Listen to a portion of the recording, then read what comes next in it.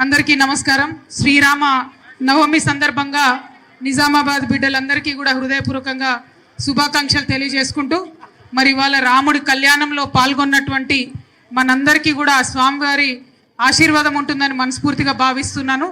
ఇవాళ రాముల వారు పుట్టినరోజు, సీతమ్మ వారిని చేపట్టిన రోజు కాబట్టి లోకానికి అందరికి కూడా కళ్యాణంగా ఉంటుందని చెప్పి మనస్ఫూర్తిగా నమ్ముతా ఉన్నాం. మరి ఇవాళ ఇక్కడ పార్టీలకు అతీతంగా గౌరవనీయులు స్థానిక శాసనసభ్యులు, బీజేపీ శాసనసభ్యులు మరి సూర్యనారాయణ గుప్తా గారు, అట్లానే మన జిల్లాకు రాష్ట్రానికి హెడ్ చేసేటటువంటి ఒక మంచి పదవి వచ్చింది.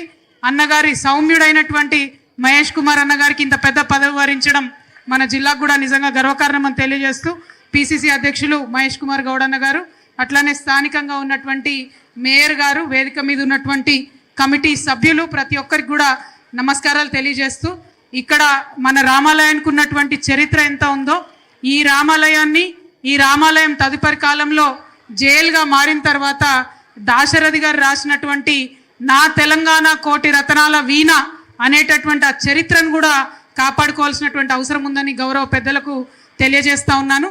నేను ఎమ్మెల్సీగా ఉన్నప్పుడు 40 లక్షల రూపాయలు ఫండ్ ఇచ్చి ఆ జైలు డెవలప్మెంట్ కోసము కార్యక్రమాలు చేసినాం.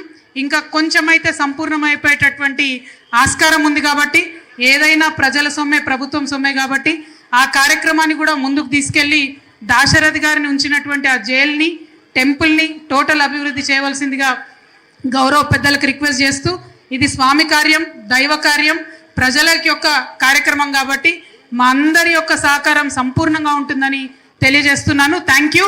జై తెలంగాణ, జై శ్రీరామ్.